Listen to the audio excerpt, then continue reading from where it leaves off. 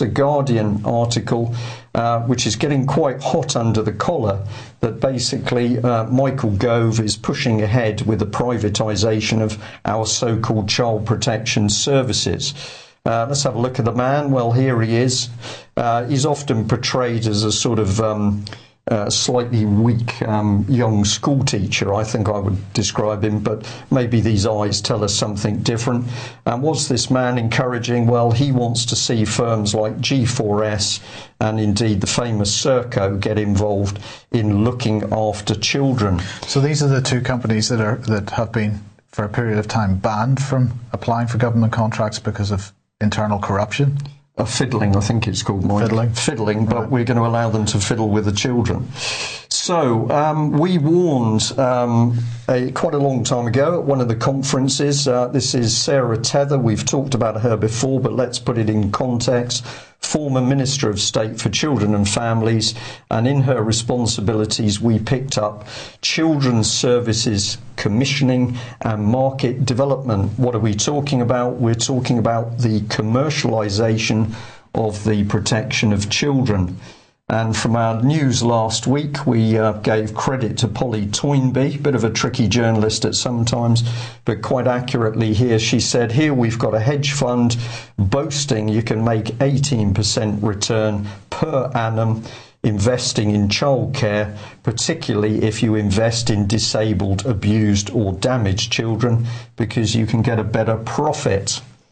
Not making this up, here's the figures, with more than 68,000 children in care. Of course, they're not all British, because we know that social services, certainly in England, are quite happy to steal children from families from Africa, Italy and indeed Russia. So maybe that's where the angst is coming from. We'll follow this one through. We know we're repeating here, but this is very, very serious stuff. Here's the hedge fund boasting invest with us, and here they are into making little children happy. If you don't believe us, have a look at their own information where they said they're providing alternative investment products. That means children. And the garbage that the Russian lady is talking about, of course, highlighted here with Harriet Harman, so deputy leader of the Labour Party, but lobbied for rules on pornographic photos of children to be relaxed, and was a big supporter of Liberty at the time it had links to the paedophile organisations Pi and Pal. And we just say, doesn't common sense say she should be removed from power?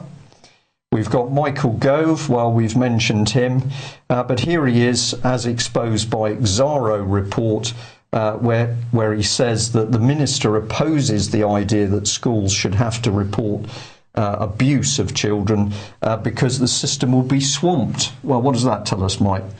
Indeed. Presumably it tells us he knows that the system's going to be swamped because he knows the scale of the child abuse.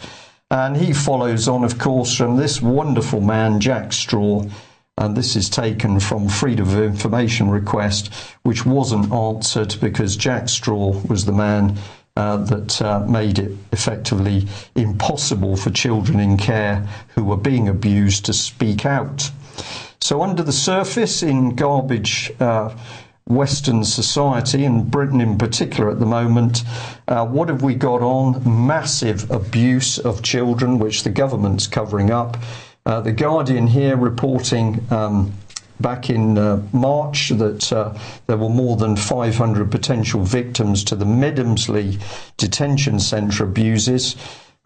Great thanks and work by Bill Maloney from Pie and Mash Films. He's the man who first exposed the abuse in his film Medemsley Heroes. If you haven't seen it, do watch it. But we can tell you this morning, after reliable sources have contacted us, that there's now over 640 victims that have come forward in relation to Medemsley alone. But of course we still have a blatant cover-up by David Cameron's Tories over paedophiles who were using Elm House, and we believe that's due to the connections between some of those Elm House paedophiles and the government. So this leads us nicely on to Robert Greene. We thought you'd like an update So he's now been in prison for 99 days. We understand that his Wednesday hearing has been brought forward until today, so it's taking place today. And that's an appeal against the refusal of bail. Robert, of course, not permitted to attend, and the case will be heard by a single sheriff. And we also understand that whatever the verdict today, Robert will have to attend another hearing in front of a single sheriff on Friday the 30th of May to actually find out what his sentence is. Just to clarify, that refusal of bail happened on Friday? That's correct, yes. Yeah. So, whilst Robert remains in prison, an anonymous MP has nominated him for the Nobel Peace Prize, and I'm going to read out in full an excerpt from that letter, and I assure our viewers and readers this is real. It's come from an MP, but at the moment the MP wishes to remain anonymous, as do his colleagues, who are now starting to understand the industrial scale of child abuse in Britain. I am a British parliamentarian, and I'm writing to nominate Mr. Robert Greene for the 2015 Nobel Peace Prize. Robert Greene is a British children's rights campaigner who has been actively involved for several years in challenging the failure of the police in Scotland to properly investigate the extensive child sex abuse allegations of Holly Gregg, a young woman with Down syndrome who was allegedly sexually abused as a child by a large and organised paedophile ring. Especially in the wake of the revelations about Jimmy Savile and his extensive child sex abuse in the UK, which the authorities failed to thoroughly investigate, over the last few years there's been a growing awareness of the need for the UK authorities to take child protection and the investigation of child sex abuse allegations much more seriously.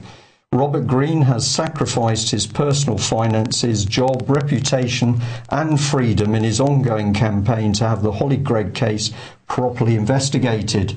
The Aberdeen police in Scotland, who should be thoroughly investigating Holly Gregg's child sex abuse allegations, have instead repeatedly arrested Robert Greene and twice raided his house in England and seized his property without returning it.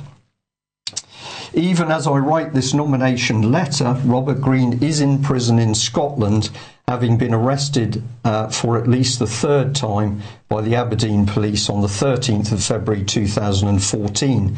These repeated arrests have been despite the fact that all that Robert Greene has campaigned for is for the Aberdeen police to do their job and properly investigate Holly Gregg's allegations of child sex abuse. A matter of great urgency, since whoever abused Holly Gregg is likely to be still extensively abusing other children. Holly Gregg is originally from Aberdeen, Scotland, and has named at least 22 people who allegedly sexually abused her since she was a child, and these alleged abusers include head teachers, social workers, a senior police forensics officer since deceased, and a judge. She also named 7 apparent victims of these alleged abusers. The Aberdeen police have so far refused to properly and thoroughly investigate the Holly Gregg case, only interviewing at most just 2 of the 22 named suspects, and not even bothering to check their computers for possible possession of child pornography images, as is normally done with suspected child sex abusers.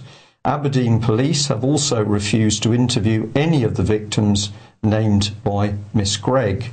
This disturbing pattern of repeated arrests of Robert Greene by the Aberdeen police suggests that the arrests are a means of obstructing and stopping Mr. Greene's campaign for the abusers of Holly Gregg to be brought to justice.